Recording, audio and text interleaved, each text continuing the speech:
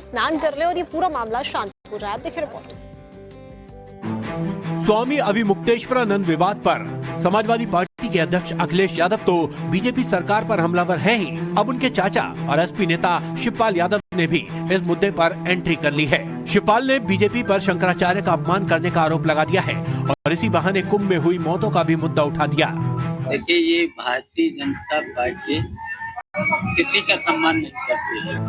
स्वामी अविमुक्तेश्वरानंद को लेकर विपक्ष जिस तरह से यूपी सरकार पर हमलावर है, अब उस विवाद को शांत करने के लिए deputy CM Keshav Prasad Maurya damage control करने में जुट गए हैं। मुझे जब बात करने के लिए कहा जाएगा तो जरूर करूंगा। मैं तो प्रार्थना तो कर ही सकता हूँ, चरणों में शीश झुका सकता हूँ, निवेदन कर सकता हूँ और वह निवेदन किया हूँ। प्रयागराज में स्वामी अविमुक्तेश्वरानंद के शिविर के बाहर शनिवार को बड़ा हंगामा हुआ।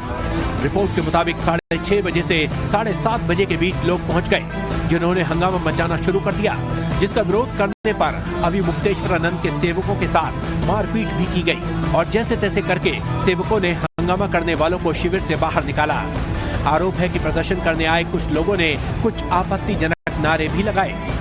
शिविर में हुए हंगामे को लेकर अविमुक्तेश्वरानंद ने थाने में तहरीर दी है, जिसमें उन्होंने खुद की जान को तो खतरा बताया ही, साथ ही अपने श्रद्धालुओं की शिविर की संपत्ति पर भी खतरे का अंदेशा जताया है और पुलिस से कड़ी सुरक्षा की मांग की है, ताकि उनको, उनके श्रद्धालुओं और शिविर को कोई नुकसान नहीं पहुंचे। अब खबर आपको बताते हैं झारखंड के हजारीबाग से, जहां पर सरस्वती पूजा के दौरान दो समुदाय आमने सामने आ गए। इस खबर के मिलते ही पुलिस ने पूरे इलाके को छावनी में तब्दील कर दिया। लोगों के बीच में वाद विवाद ना बढ़े, इसको लेकर और क्या कुछ किया गया आपको दिखाते हैं डिटेल रिपोर्ट। वो स्नान कर ले और ये पूरा मामला शांत हो जाए। आप देखिए रिपोर्ट। स्वामी अविमुक्तेश्वरानंद विवाद पर समाजवादी पार्टी के अध्यक्ष अखिलेश यादव तो बीजेपी सरकार पर हमलावर हैं ही। अब उनके चाचा और एसपी नेता शिवपाल यादव ने भी इस मुद्दे पर एंट्री कर ली है। शिवपाल ने बीजेपी पर शंकराचार्य का अपमान करने का आरोप लगा दिया है और इसी बहाने कुंभ में हुई मौतों का भी मुद्दा उठा दिया।